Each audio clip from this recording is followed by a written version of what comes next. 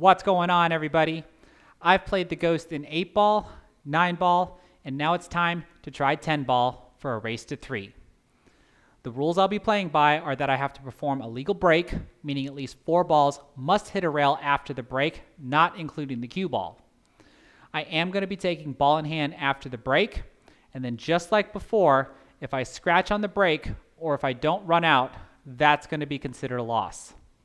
Now, just like before, you are going to hear me talk throughout the race so that you can hear what's going on in my mind and how I'm trying to process the rack, so that way you can see what I do when things go according to plan and what I do when things don't. So let's see how this goes. So for the breaks, I'll be using the second way that I demonstrated in my Breaking a 10-ball rack 2 ways video, where I break more from the middle of the table with a head-on hit. That way, I can increase my chances at being able to make the balls in the second row into their respective side pockets. The balls on the edge of the third row should be able to bank off of the side rails and then head towards their cross side pockets. The corner balls should be able to bank 4 rails and then head towards their respective corner pockets, while the balls in the middle of the back row should be able to bank off of the short rail and then head towards these corner pockets. Now, since I'm going to be taking ball in hand after the break, all I really care about is just getting a decent spread. So with this race to 3, let's see how this goes.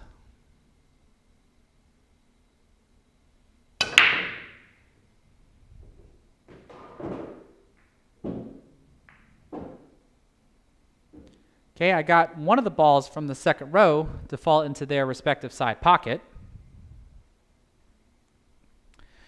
Now, trying to run a rack of 10-ball is really no different than trying to run a rack of 9-ball.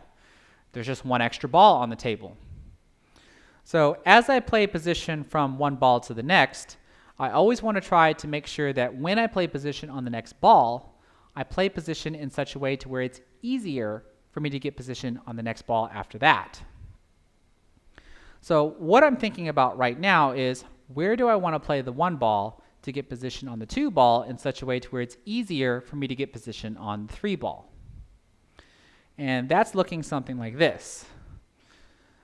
I can play the 1 ball into the corner pocket, draw back slightly for position on the 2.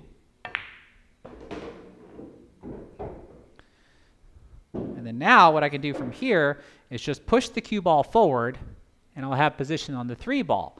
But the position I have on the 3 ball should make it easy enough for me to come off this side rail to get position on the 4 ball.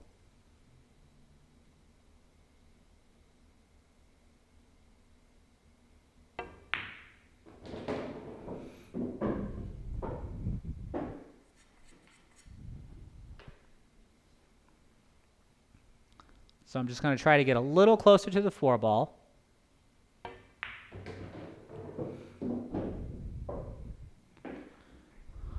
I want the cut angle that I have here so that way I can have the cue ball come off the side rail and then get position for the 6 ball.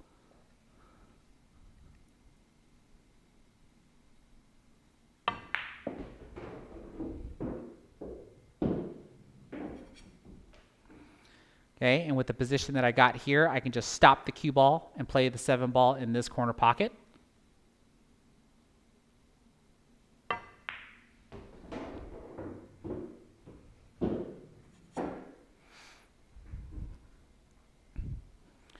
Now, I have a little bit of a cut angle on the 7 ball, so with outside spin or left spin, I'm going to try to throw the 7 ball over towards that corner pocket. That way I can still just try to follow up for position on the 8.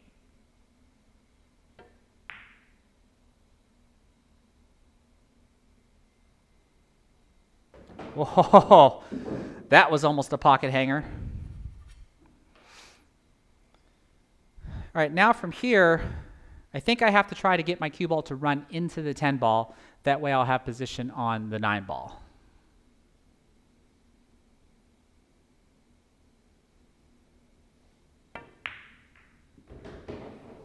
Well, not like that. I still have position on the 9 ball, but not like I intended on. Because now I have to try to go all the way to the corner pocket when I actually intended on playing the 9 ball here in this corner pocket.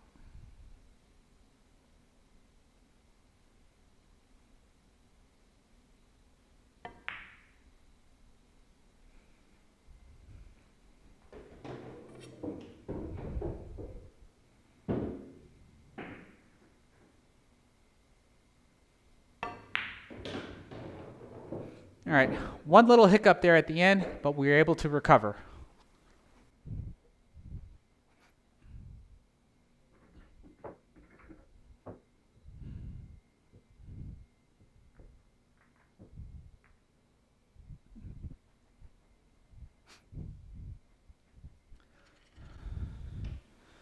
All right, 1-0.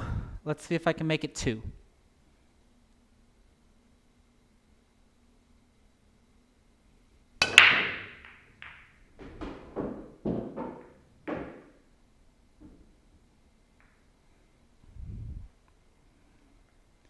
Okay, I still think I got a ball from the second row to go into its respective side pocket.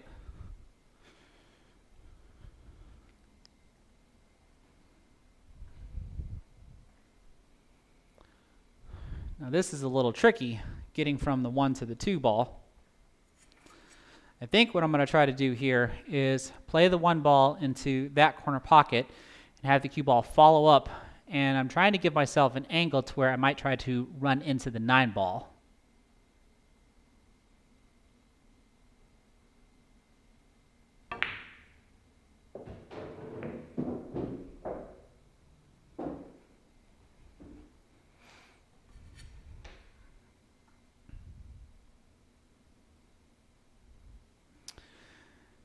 All right, so I can still cut the 2 ball into the side pocket that I intended on. I'm just trying to think about how to get position on the 3 ball. Because it's really risky to try to get the cue ball to come behind the 5 ball and come back around. But that may be what I might have to try to do.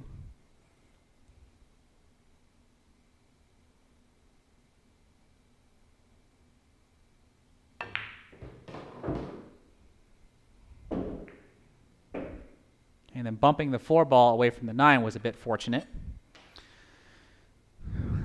Now I can try to cut the 3 ball into the side pocket, send the cue ball down table, and then come back up for position on the 4 ball.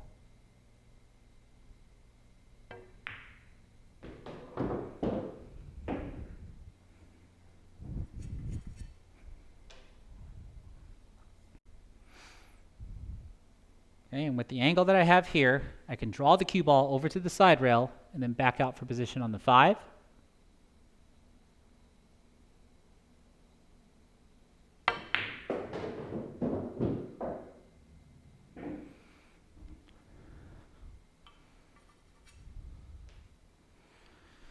And I wish I would have came a little bit further over because the cut angle would have been easier to get position on the 6 ball. Now from here, I actually have to shoot this left-handed, or I can try to use the bridge, but I'm pretty fluent with my left hand.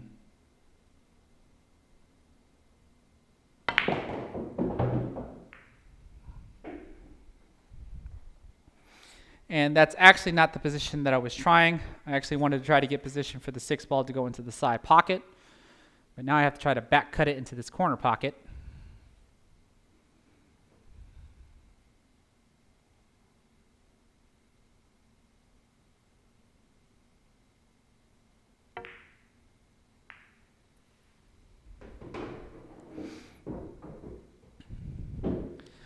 And I'm just making this a lot harder than it needs to be.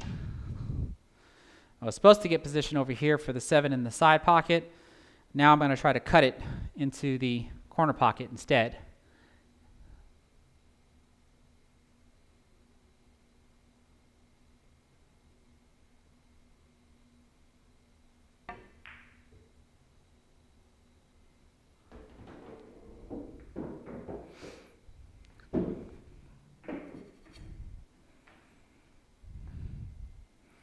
Okay, here I think I don't have any choice but to try to make the 9 ball into the side pocket here, and I'm just going to try to draw to this short rail and then come back out for position on the 10.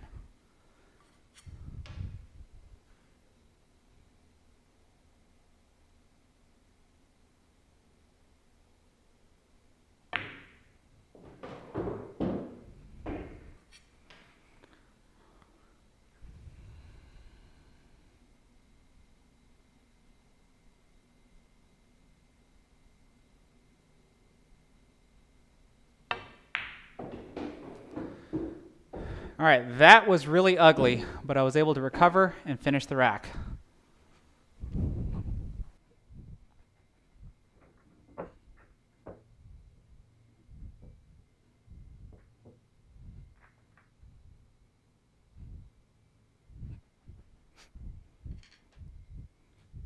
Okay, let's see if I can make this a shutout.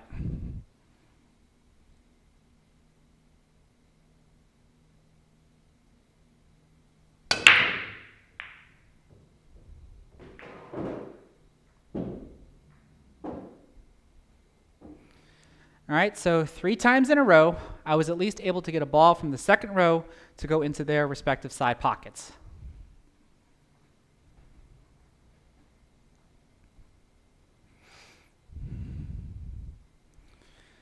So I think with the layout of this table,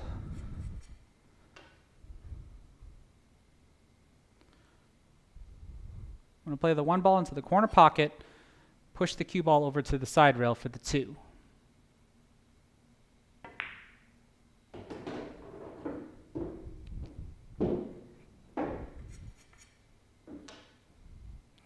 So I'd like to get position for the 3 in the side pocket, so that means I want my cue ball to land somewhere on this side here, so that way it's easier for me to get position on the 4. I can clearly try to get position on the 3 to go into this corner pocket, but then that means I have to try to draw the cue ball back to get position on the 4. Either way works, but if I get a natural angle, I don't really have to do any work. So that's what I'm trying to do here.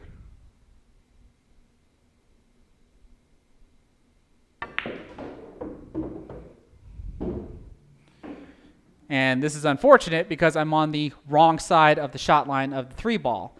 Because if I show you here, where's my cue ball going? It's going this way, away from the 4 ball.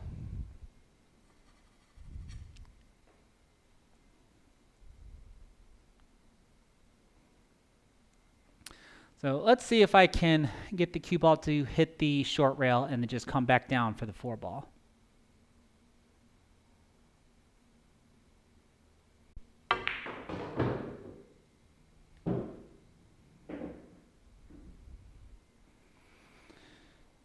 All right, I could have gotten better position had I hit that just a little bit harder, because this is a really difficult cut shot, because all I'm going to try to do now is just have my cue ball go up and down table for position on the 5.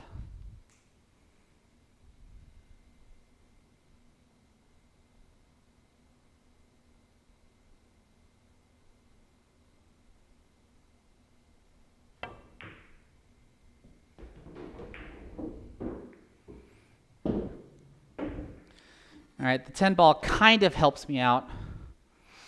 Let's see if I can just roll this 5 in for position on the 6.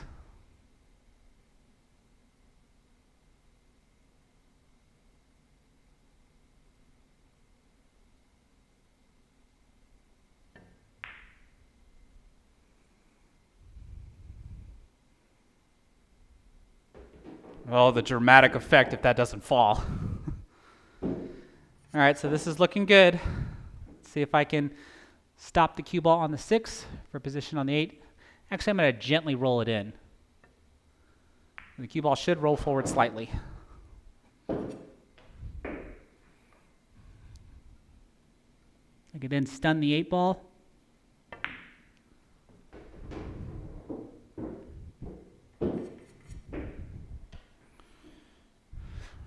Draw back slightly off of the 9 ball.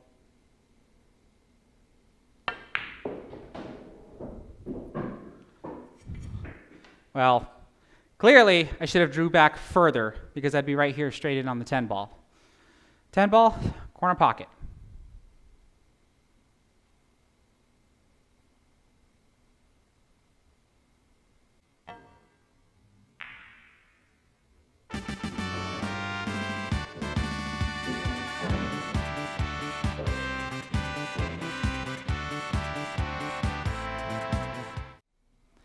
So there you have it, everybody.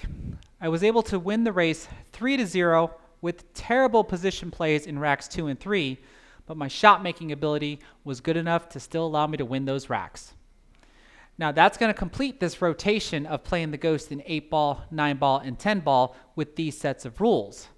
Now eventually when I come back around for another rotation, I would like to change the rules up to make it a little bit more difficult.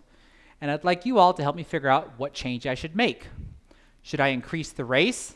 And keep in mind, the longer the race, the longer the video is going to be.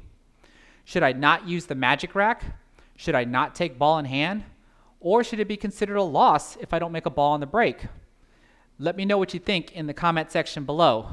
And as always, if you like what you saw, then give this video a thumbs up and don't forget to subscribe. Take care, everybody.